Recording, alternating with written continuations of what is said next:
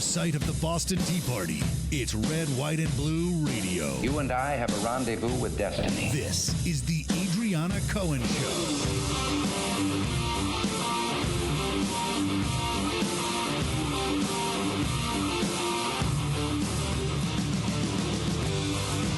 Welcome to the Adriana Cohen Show. You're listening to Boston Herald Radio. I'm Adriana. With me is Tom Shattuck and our executive producer, Christian Burgoyne. And we are so thrilled to welcome a very special guest here, Massachusetts U.S. Attorney Andrew Lelling. Thank you so much for joining us, Andy. Thanks for having me. There are so many threats facing Massachusetts today, and leading that, most people would say, is probably the opioid crisis, which we know you're working hard to combat. You've, gone after and succeeded in convicting, bulk drug traffickers and have making great strides here. Tell us what you're seeing in terms of the threat here in Massachusetts. I think it continues to be the number one threat facing the state. About 2,000 people died last year of drug overdoses in Massachusetts, about 70,000 people nationwide. So I think it's the biggest day-to-day law enforcement and public health problem in the state. I think the good news is that through the combined efforts of state authorities, and Governor Baker has had some good initiatives in this area, and federal authorities, that there appears to be a leveling off of the death rate, at least over the last year or two. And so, we primarily do enforcement. So most of what we do is we target drug dealers. But we don't only do that now. And so, we have our hand in prevention efforts. We have our hand in trying to get addicts into rehabilitation, that kind of thing. And so it's kind of a multi-pronged approach, and you kind of have to wait and see whether it makes a dent. But it is the worst public health crisis probably in 100 years in the country. Do you think that drug manufacturers like Johnson & Johnson or Purdue, who makes, Big Pharma, who makes some of these dangerous drugs like OxyContin, do they have, liability here? Because just today, Johnson & Johnson is in court defending themselves. The Oklahoma Attorney General believes they've engaged in deceptive, marketing practices, overstating the benefits of some of these painkillers while downplaying the risks. But yet Johnson & Johnson, their defense is, hey, so many of these drug addicts are not medically prescribed. They're misusing our products. They're getting them on the street, so it's not their fault if they're misusing the product and then they overdose or they die. What's your take on that? I think this comes down to company by company, meaning the product itself, these super powerful opioids, they have a real medical use. Right. So we just completed the Insys trial, and I think Insys is a good example. Insys was a company that created a powerful opioid for stage 4 cancer patients. When nothing else worked, this stuff would work. Of course, the drug was super addictive. But what was happening was that Insys was encouraging doctors to prescribe it to people who didn't really need it. Those people became addicted, and that was a problem. And so that's a clean example of a company having responsibility, and a jury just found they had responsibility for doing that sort of thing. But I think it really varies company by company. Just making this product is fine. It has a medical use. But it remains to be seen whether any of these companies, for example, try to deceive the public about the addictive qualities so that they would be able to distribute it more broadly or that kind of thing. And that'll just come out in the ongoing litigation. Right, exactly, because we know that Big Tobacco has been successfully sued for billions because they knew about the addictive nature of nicotine for years before they disclosed it to the public, and they downplayed, the health dangers like heart disease and lung cancer, et cetera. And so they got sued successfully for billions. So a lot of people want to go after the drug, Big Pharma for the same reason. But then again, is any product manufacturer liable if their products are being misused? Right, and there is that question. That question came up in the tobacco litigation, which I worked on back in the 90s on the defense side. It is analogous to tobacco litigation in that you need to see what the company was thinking at the time. So when these companies were heavily promoting products containing oxycodone or other opioids, internally, what were they saying to each other? Discovery in civil litigation is going to show that. And so if they find that these companies were aggressively distributing these products while downplaying the addictive qualities of these products, then some of these companies might have a problem. But that remains to be seen. Right, and you just nabbed a big conviction, going after some of these executives with, in this industry, who were, reportedly bribing doctors. Right. Basically, they're pushing drugs, except on the street, they're doing it through pharma. Right. No, that's exactly right. And so you had a situation where the company was elevating profit motive over patient care, meaning they were inducing doctors to prescribe this drug where it was not indicated, just so more of the drug would be sold and Insys would make more money. And that, we think, was a pretty egregious example of the problem, and a jury agreed, so that worked out. How is our failed immigration system exasperating the opioid epidemic? We have a porous open border. We know drugs are flowing in. President Trump is doing everything he can to secure the border and stop these, gangs from coming in and drug traffickers, et cetera. What are you seeing here? I mean, you have arrested illegal immigrants who are dealing drugs here in Massachusetts. We see we do see a correlation as follows. We see towns in the Commonwealth where a significant percentage of the bulk drug dealers who we are arresting are also here illegally. And so while it's true that the majority of people who come to this country illegally are not committing other crimes, some portion of them are. And so if you had a better functioning immigration system, the drug traffickers who we are picking up in a lot of these cases wouldn't even be in the United States in the first place to commit those crimes. We see with MS-13 also. You don't get as much drug dealing with MS-13, but what you see there is you have violent gang members in the United States who wouldn't be here if border security was stronger than it actually is now. And so that's where you see the correlation. Are you seeing an increase since you've taken the post as U.S. Attorney in gangs here in Massachusetts, ultraviolet gangs like MS-13, or there's the PCM gangs, or the 18th Street gang? Has there been an increase in the past 2 years? I think the answer to that is no. We haven't seen an increase. When I came into office, the gang problem was pretty severe, and people knew that, and our predecessors were working on it also. What we've been able to do is bring down the level of gang violence. We've had a series of very aggressive prosecutions of MS-13 that have substantially degraded MS-13 in this area. And you can see the effect on the street.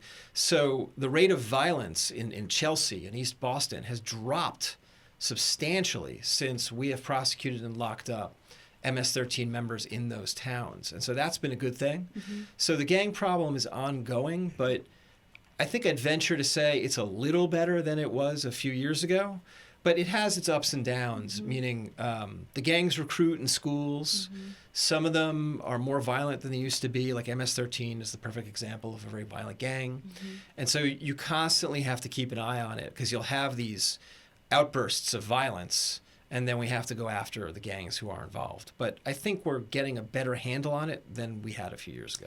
What is your reaction to two district attorneys here in Massachusetts who have filed federal lawsuits to block ICE and immigration officials from coming onto state courthouse, coming to the courthouses here in Massachusetts and arresting MS-13 gangs and whoever else is a criminal? What is your reaction to that? Well, I'll speak only generally about this. That litigation is ongoing. In fact, there was a hearing today in front of Judge Talwani in federal court about that case. But I have some general observations. Federal enforcement in state courthouses has been going on for decades. And in fact, federal enforcement of immigration laws in courthouses has been going on for years, including under the Obama administration. So it's not new. It's not clear to me how much of ICE's immigration enforcement actually involves arresting people at courthouses. I think because the issue is so politicized, people think it happens a little more than it actually happens, though I don't have the numbers at my fingertips. I think the other thing I'd point out is, and I think the general public may not be aware of this, when ICE officers go to courthouses to make arrests, they're only looking for the defendant who's on the docket. The case of United States versus John Doe. Right. They're looking for John Doe.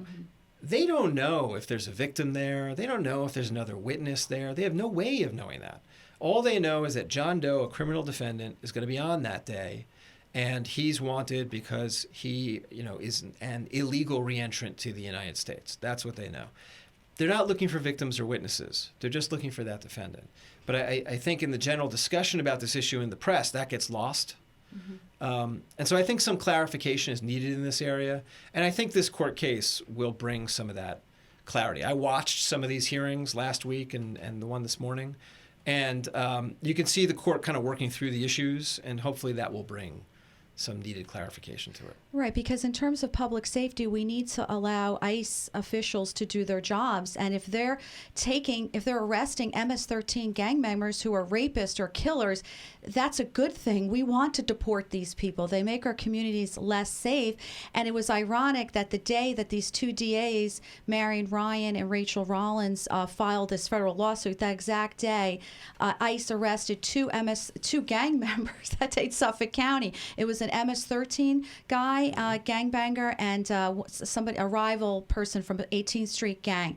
And so if they're blocked from nabbing these guys and deporting them, is that putting the public at risk? Well, you get reminders on this issue almost every day. One of the reasons why ICE arrests people in courthouses is because ICE is no longer able to arrest them at jails, because the jails will no longer cooperate with ICE. It's not like ICE can show up at a jail now and have the person handed over.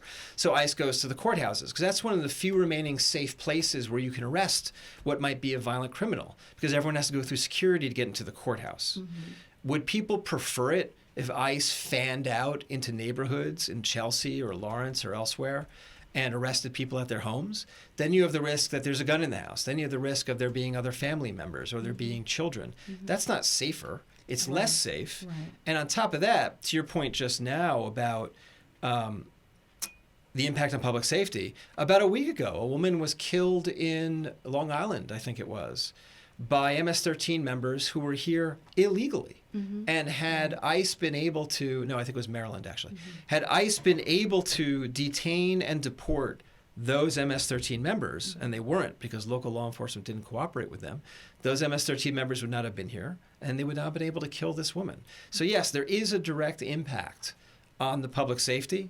How much or how little, I think it's hard to tell, but you can point to cases where there is a crime that would not have happened in the United States had ICE been able to do its job of arresting someone who had committed the crime of entering the country illegally. That person would be gone. Or if border security was better, that person never would have entered the United States. Right. And so again, the crime that person committed here would not have happened. And so it's not about legal immigration. When people want to enter the country legally, there's a screening process for that. Right? They get the permission of the United States government to enter. But when people come illegally through a porous border, you have no idea who they are. And for example, that is how MS-13 replenishes its ranks. We arrest, 50 or 60 MS-13 members. How do you think they replenish their ranks? They do it through illegal immigrants coming over the border and up to Massachusetts. How else are they doing it? Would you say online? Are they recruiting on social media? What other tactics are they using that you think need to be MS-13 clamped recruits on? in schools. Oh, in schools. A lot of it is in the schools. We do a lot of work with local police departments who have school resource officers. So police officers who are posted at middle schools and high schools. We do a lot of work with those officers to try and keep kids from being recruited by MS-13, but it happens a lot in the schools. And I mean, MS-13, would you say it's a student who's been radicalized and then that student is now radicalizing other students? Or is it gang members waiting outside on the streets, finding school kids and trying to recruit them out? Is it happening on school property or outside school property? It's happening on school property. Okay. So you'll have students in the school who are themselves MS-13 members who try and recruit younger students into the gang. What you also have is MS-13 is much more coordinated than it used to be. And so what we have seen in the past is MS-13 groups here in the greater Boston area coordinating with MS-13 in El Salvador to have more senior people sent up to fill gaps created by us prosecuting people and putting them in prison. And so the gang is constantly trying to rebuild itself after we are constantly trying to prosecute them and dismantle the gang. So it's sort of a cycle. Right. And with respect to sanctuary cities, they are harboring criminals. They're not all violent. They're not all going to, be a threat. Some people are obviously, here illegally, but nonviolent. But there are dangerous criminals sometimes in these sanctuary cities. Is that making it harder for law enforcement to do their job, and ICE, because they can't get the cooperation of those local officials in those towns? The level of cooperation varies, even if something is, quote unquote, a sanctuary city. But I think overall it does make the job of law enforcement harder, because over the years, federal authorities have counted on cooperation from local authorities to be able to do their jobs. And this comes up in 100 different ways. Mm-hmm. So in standard law enforcement cases, gang cases, whatever, we work a lot with state police, with local police. The local police know their towns better than the feds do. So you count on that kind of cooperation. And ICE is the same way. So if local authorities will not cooperate with ICE, yes, it makes it harder for ICE to do its job. Now, there is some variation in this. And so, for example, I don't think it's any secret, in fact, I've said it publicly, that we're doing aggressive enforcement in Lawrence on the subject of fentanyl trafficking, other opioid trafficking, all that stuff. And we actually have a pretty good relationship with the Lawrence Police Department, despite Lawrence itself being a sanctuary city. Because the Lawrence police also want to clean up the town and get rid of drug traffickers. You have a high percentage of drug traffickers in Lawrence who are Dominican nationals who are here illegally. The Lawrence PD helps us arrest those people, despite the immigration issue looming in the background. And so that's sort of an exception to the rule. But overall, yes, the sanctuary city phenomenon makes it harder for the feds to do their jobs. So with respect to MS-13, what could they possibly be offering these students to entice them to become a gang member and commit horrible acts of violence and potentially get killed or find themselves in jail for the rest of their lives? I mean, what are they offering them? Are they getting them hooked on drugs first, and so that they have to keep coming back, and are they basically pimping them drugs, or what are they offering them that someone would risk throwing their life away to this gang? I think it's simpler than that. I think it's that a lot of these kids who get recruited don't have their own support networks, like at home. They don't have a strong family, Broken or maybe families. strong broken families, or maybe they've recently arrived in the area. What they're looking for is friendship, their own social group, their own social network, an identity. And MS-13 is able to give them that if they don't have it otherwise. The drugs actually don't play a huge role that we've seen. Drug use and drug trafficking are not a huge factor that we've seen with MS-13. It's all about the violence. You get recruited into MS-13, and you spend a lot of your time trying to figure out how to ambush and kill rival gang members. That appears to be what MS-13 spends most of its time doing. These are not long-term thinkers. It's not like the old mob cases where it was about the money. Right. It's not even about the money. It's just about killing the other guy.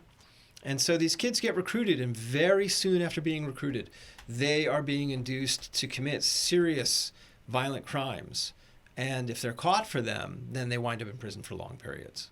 Right. And what schools are you seeing this are the most vulnerable right now? Massachusetts, would you say Lawrence, since they have there's probably, where are you seeing? I think where should parents and communities throughout Massachusetts really be concerned about their children? Where are you seeing this happening? For us over the last few years, East Boston and Chelsea were hotspots for this. But they're actually better now than they were. I single out those two because we did a massive MS-13 prosecution that is mostly wrapped up now, involving 61 members of MS-13 who we prosecuted. And many of these kids have been involved in murders or other serious assaults. It was a racketeering case. Some of these kids got sentences of 30 years or more. That did a lot to disrupt MS-13 in those towns, and you saw the violence drop. And so now it's a little better there than it used to be. But those two examples come to mind. Other working class cities, where you've got kids who maybe don't have anything else to do, they don't have strong families at home, they're exposed to all these influences. So Lawrence is one of them. Fall River and New Bedford have a little bit of this issue. Springfield. We used to do cases involving the Latin Kings, if you remember them, in Springfield for years. So it tends to be sort of second-tier cities like that, where there's not a lot of money, there's not a lot of prospects. And you have a lot of kids who are just open to this kind of influence. So tragic. It really is. And this big bust you just did with the MS-13 gangs, how many of them were here illegally, roughly? I mean, would you say? I don't remember offhand. There was a good percentage that were here illegally, including some who were involved in the conspiracy to murder charges that were part of that case. And it's a constant problem with that gang. And so, for example, we heard from sources that we cultivated that after we made these arrests, we just swept these 61 gang members off the street, which did a lot to dismantle MS-13 in Greater Boston. We heard from sources afterward that the remnants of the gang was going out of its way to specifically recruit people to come up from El Salvador illegally to help replenish the gang. It's sort of a known method the gang uses to replenish its ranks once the feds, arrest a bunch of them. So it is definitely an ongoing problem in that area. So the failed immigration system is making our cities and communities obviously that much more dangerous, because as soon as you lock up a gang member, another illegal gang member is making its way into our country. Is that right? Yeah, I think there is a connection there. I think stronger border security would allow us to better decide who we want to enter the country. And again, at least in my view, it's not about legal immigration, right? Of course. You can debate whether more or less legal immigration is what the country wants. Personal level, I think legal immigration is a good thing. This is a great country. People want to come here. The country was built on waves of immigrants coming here legally. Illegal immigration, you have no idea what you're getting. And so if you have a porous border, then you're just rolling the dice. Every person who enters could be someone who is just coming in search of a decent job or fleeing persecution, or it could be someone who's a killer. Right. You just don't know. Or the next, marathon bomber, or Right. Al Qaeda. And so it's always better to know. It seems to me, and moreover, it seems to me that's what the federal government owes its own population. Right. Right? The one thing you'd think the federal government should be doing is protecting its own borders. Right. It's a fundamental obligation for a government of a country. Absolutely. So that's what we should be doing. Absolutely. And even the president's primary job is the safety and security of the American people. And so it starts with our border when we know we have to vet who comes in to keep everybody safe, especially given the fact of this massive global refugee crisis. You have all these refugees fleeing from places like the Middle East that is just saturated with ISIS or radicalized individuals that could very well be making their way into the United States via the porous Mexican border, because we know for a fact that it's not just Mexicans coming in through our porous border. There's people from all over the world coming in. I'd like to talk to you about marijuana. It's legalized here in the state. What type of challenges is that presenting for law enforcement with respect specifically to driving impaired? Because I'll just tell you a quick story. So last week I was riding my bicycle in a rural part of Massachusetts. It's a beautiful day, which is an anomaly here, but I was riding my bike exactly. It was a week ago today, and a black convertible comes zooming by, and I got hit with a massive whiff of marijuana smoke. And so this wasn't somebody just taking a little hit off a joint, because that would have been a faint smell. I mean, this was like they obviously were smoking like a major pipe or getting major wasted in the car. And I thought, my God, they could have killed me. Obviously, they're impaired driving. And so that's a big public threat. And thank God I was okay, but we don't know about a future pedestrian or future another car crash. So now that it's legalized and more readily available, are we going to see more, highway accidents and people getting killed as a result? I think it remains to be seen. I can tell you the cops are worried about it. I spend a lot of time talking to police chiefs. I go to these regional police chief meetings, and they're really concerned about an uptick in marijuana-related crimes because of legalization.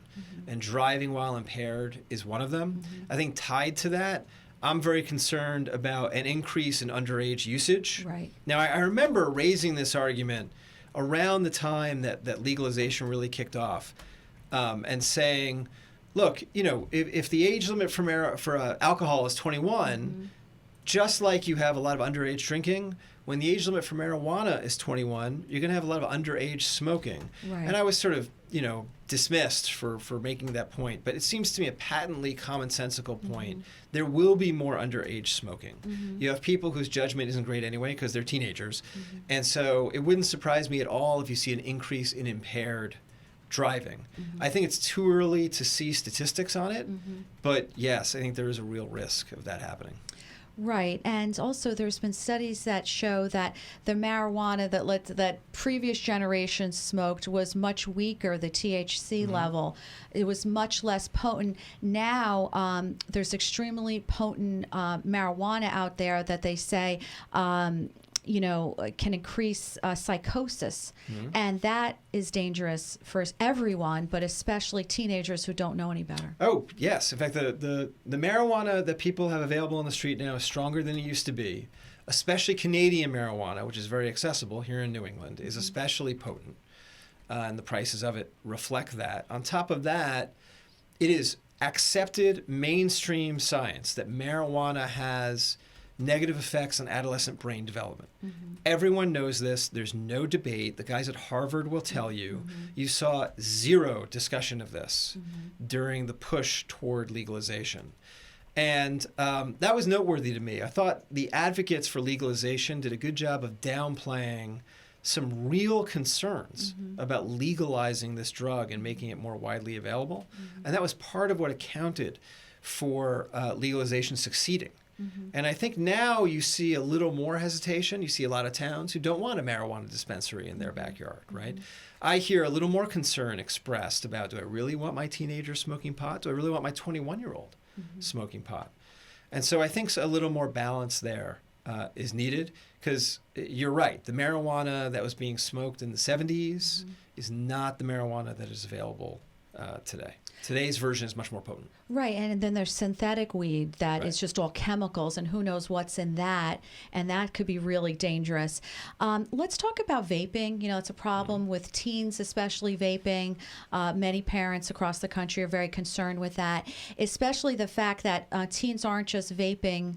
They're vaping drugs, some of them, in a process called dabbing. They take the oil of the THC and all that, or harder drugs. Basically, so it's being used as a bong, let's say, or a crack pipe, per se. What are you seeing, and what should parents be concerned with? Well, I think parents should be concerned about vaping. And I don't see this that much on the federal side, but I talk to the cops. I talk to a lot of the school resource officers. I talked to the school resource officer in my daughter's school. And they are seizing, vaping devices, whatever you call them. Those cartridges. The cartridges, all the paraphernalia for that, all day long. They have boxes of it. And it's almost impossible to tell what is being used, what is being vaped. Is there a drug involved? Is there not a drug involved? But a higher and higher proportion of kids are using it. And so, yes, I think parents should be concerned about their kids doing it. I can tell you that the cops are definitely concerned about high school kids doing it. Right. No, it's frightening because, they say, vaping, non-drugs, just whatever you buy in these cartridges can be addictive. But now, if it's just being used, these vaping pens or pipes being used for hard drugs, we've got a serious new problem that needs to be addressed. But just to segue over to just one other drug topic before we move on, Colorado now has legalized psychedelic mushrooms. I didn't know that. That's interesting. And their rationale is it's not addictive. So, of course, everybody is going after opioids because they're addictive. But still, how could it be good for teenagers to just, instead of buying a cup of coffee at your local coffee shop, now going to buy psychedelic mushrooms? I mean, what are we doing to our kids here? Oh, I think it's a terrible idea, in my personal view. That would probably be my official view also. But legalizing hallucinogens is a terrible idea. There's also a real line drawing problem. So, you can snort Coke and that's not addictive either for most people. So, I mean, is that the next thing? I mean, it doesn't make any sense. There are serious social costs to legalizing these kinds of drugs.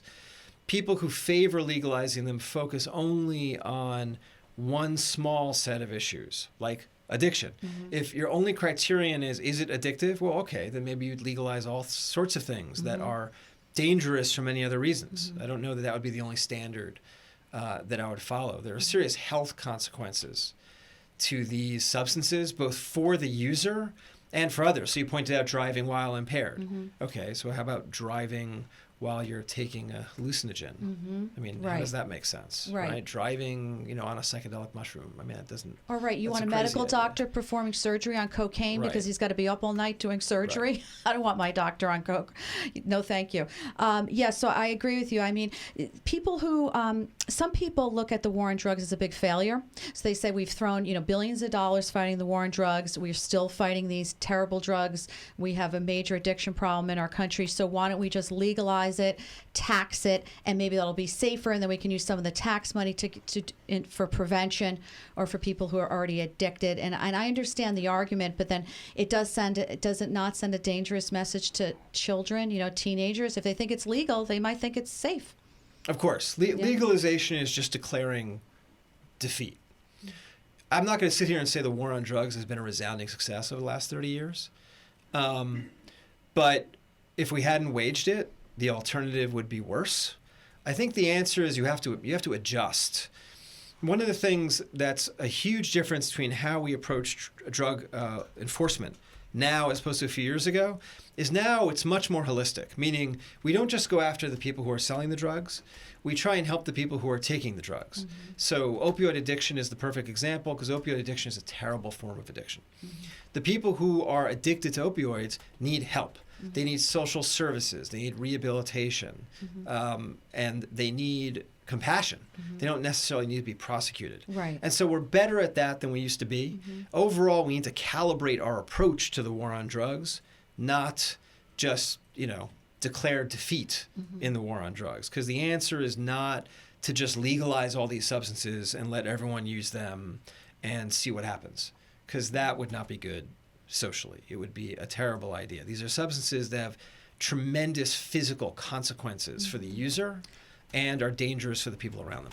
Right, and our country already has a serious mental illness problem, so we really want to put people on psychedelic drugs and God knows what else. How is that going to impact people already suffering with a variety of mental illnesses? Where are you seeing the most fentanyl in the Commonwealth? Would you say Lawrence? I would say Lawrence. Lawrence is a source city, as we call it, for most of New England. The Attorney General knows about Lawrence. Just like Attorney General Jeff Sessions was very focused on Lawrence, Attorney General Barr is also, because he knows that Lawrence is a regional hub for fentanyl distribution, which is unfortunate. I mean, Lawrence has 75,000 people in it, and most of them are just going about their business every day trying to make a living and keep their kids safe. Right. But a huge percentage of the fentanyl that is used in New Hampshire and in Maine is coming from Lawrence, and it goes up 495 and up 93 out of Lawrence to those states. And you're talking about states both of which are in the top 10 for opioid related deaths on an annual basis. So it's a tremendous problem.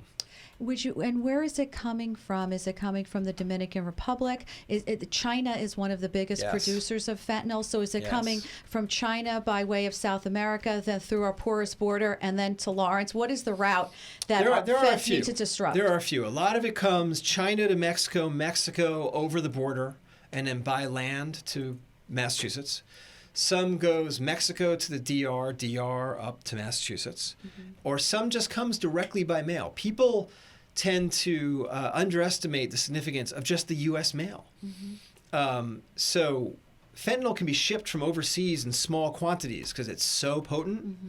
And if the Customs Service catches 1 out of 10 packages, that would be a pretty good rate. You're talking about millions of packages a year that enter the United States. You couldn't possibly screen them all.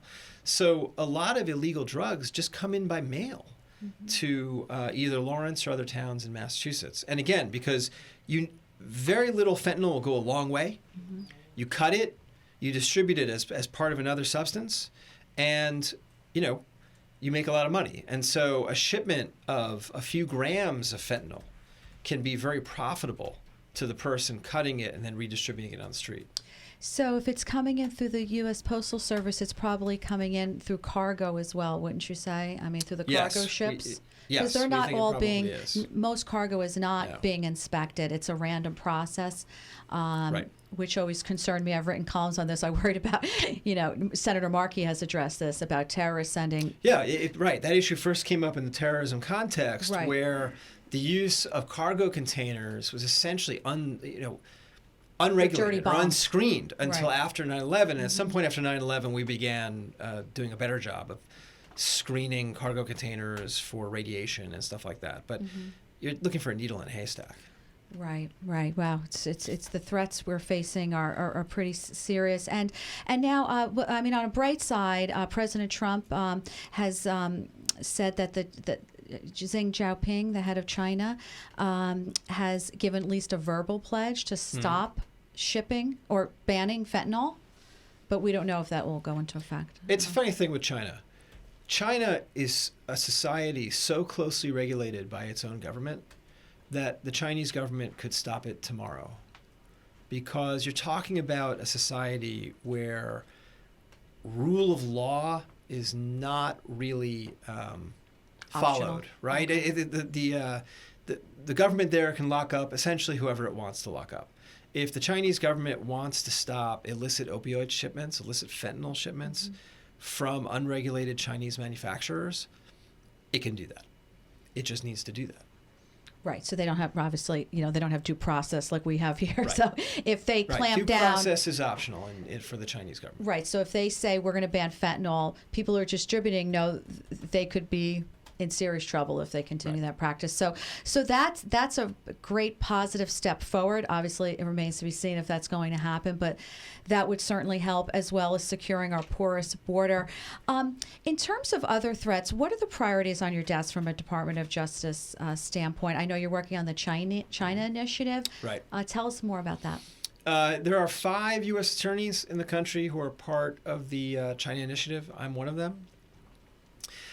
The main purpose of the China initiative is to make the public more aware of the ongoing threat posed by the Chinese government in this way, meaning the Chinese government has spent probably the last 20 years trying to steal U.S. technology for its own use. And the way it does that is not through the use of traditional spies. What China does is uses what the FBI calls a whole society approach, meaning anyone coming to the United States from China, a Chinese national, can be a threat to national security in that person may be tasked with stealing either business technology or sensitive military technology being worked on by universities, technology being worked on by defense contractors. 90%, and I mean 90%, of economic espionage cases we have done, meaning the Department of Justice has done, over the last few years, have been with Chinese nationals. It's a huge problem that most members of the public are not aware of yet. There is a constant drain of sensitive technology from the United States to the Chinese government because the Chinese come here and steal it. And so we're trying to increase enforcement to stop that from happening. And we know this is going on with, am I pronouncing it right? Huawei? Yeah. Yes. They've been caught literally red-handed at technology conferences, some of these people who work there, taking photographs of things they shouldn't be photographing and whatnot. Now, what about the students coming to Harvard, MIT, and those top-tier schools?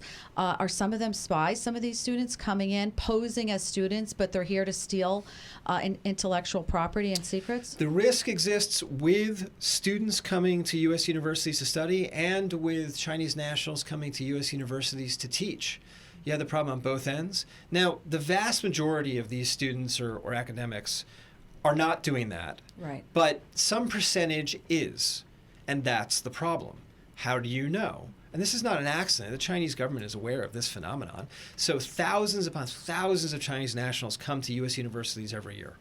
You don't want to ban them all, right? Having international students at our universities is a good thing. It encourages international cooperation.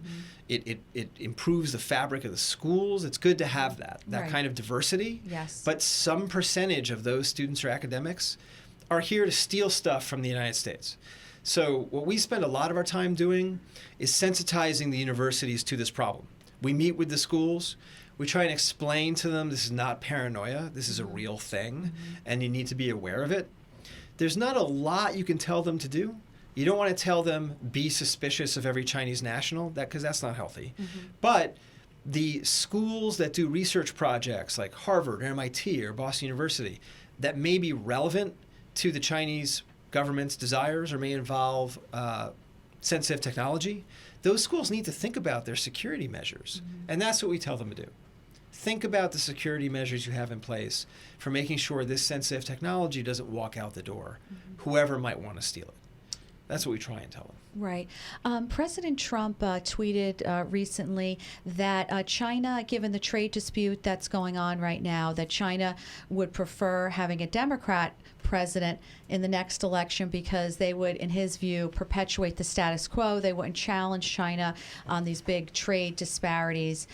So now that China has definitely skin in the game, they could potentially win or, their bottom line is impacted. Would you say that they could potentially be a threat, a foreign threat, meddling in our 2020 elections?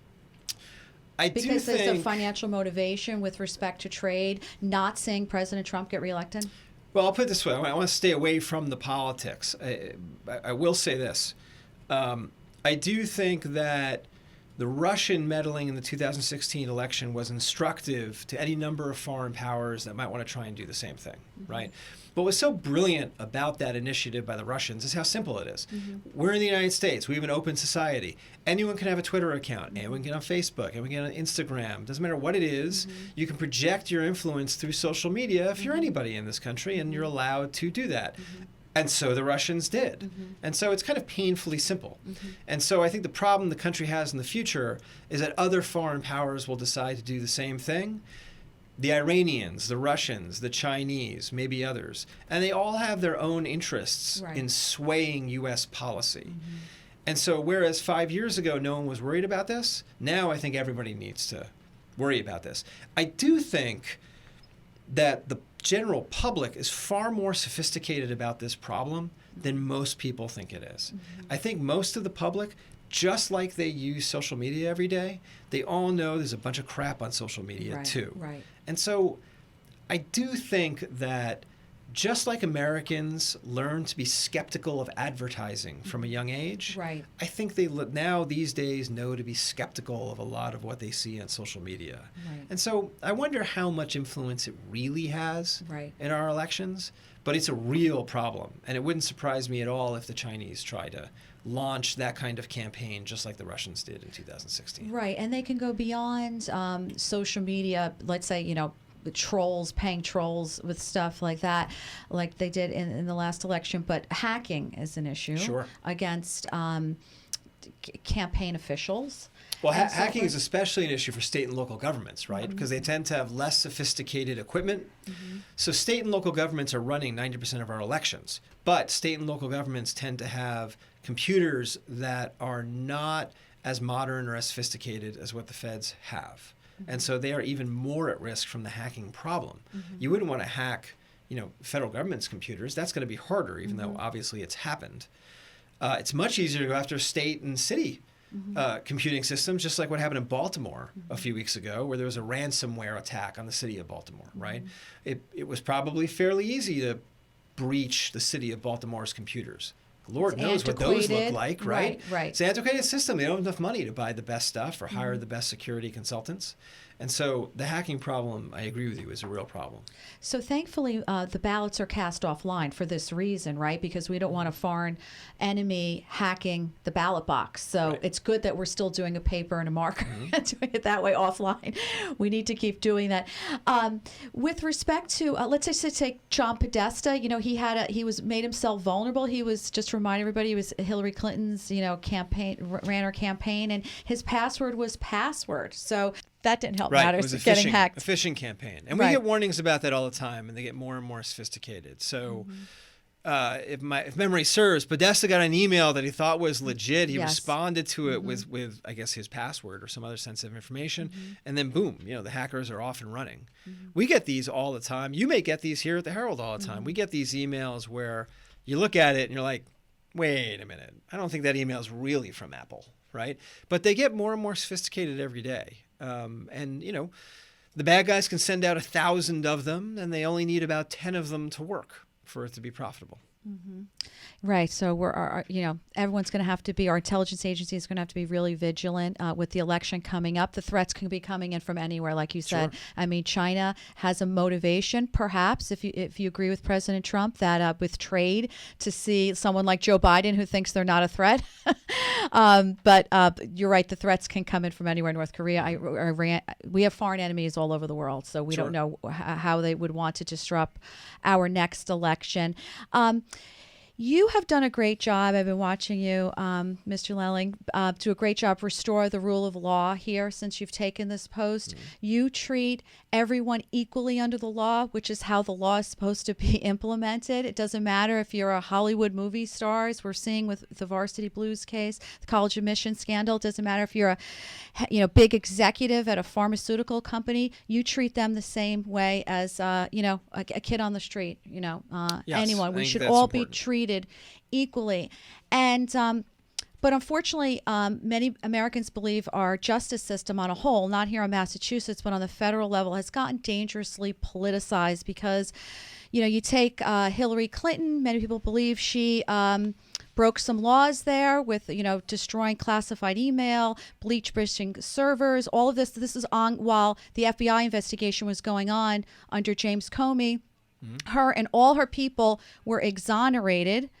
They all got immunity. No one was charged with anything. But yet President Trump's people and his campaign, it's like a scorched earth thing happening from the justice system over the past 2 years. And yet Bob Mueller has found, no collusion, no obstruction. What do you make of all this? This causes distrust in our system. It appears that we have a dual justice system here in the United States, which is quite troubling. I think the dueling accusations of politicization at the department are not healthy for the Justice Department because it undermines people's faith in those institutions. So I'm not going to comment on specific cases in D.C., but these accusations of politicization at the Justice Department, obviously you have them now and they're worse now. They go back many years. It happened in the early 2000s during the Bush administration. The Democrats accused the department of being politicized. It happened during the Obama administration in reverse. It's not healthy. I will say this, because again, I'm not going to comment on specific instances. I think Bill Barr is perfect for the moment. That guy is fearless. Right. He has been in the job before. He has nothing to lose. He is exceptionally intelligent. He is a rule of law guy, and he is unfazed. So I think he was a perfect selection for Attorney General at this particular moment in time. With all this stuff swirling around, you have the Mueller report, you have the Hillary Clinton thing, you have Comey, the FBI, all this stuff swirling around. He's such a clear thinker. He's very good at breaking it down to brass tacks and deciding this is something we should look at. This is something we shouldn't look at. He is going to do what he thinks he is the right thing to do by law, regardless of what anyone else thinks. And I think at the end of the day, meaning history will show that he did that and that was the right thing to do. Right now, he's the target of various accusations from the Democrats because of this and that. But I think at the end of the day, he will emerge as an honest broker in this whole saga, and as someone who called balls and strikes. That's what we need. And you're doing that every day here in Massachusetts, and I want to thank you so much for that. Sure. Because it keeps restores trust in the system, and that's one of America's crown jewels is our justice system. That's what distinguishes us from third world countries that are corrupt. Amen. These banana republics, where we're all supposed to be treated equally under the law, and we can't have friends in high places getting treated special because or not because of their political views or who they know. Indeed. Or how much money they have for fancy lawyers. So that's not the way it's supposed to go. So I want to thank you so much for your time today. Really appreciate it. Very informative. And Sure. we'd love to welcome you back anytime. Thank you. Happy to be here. Thank you so much.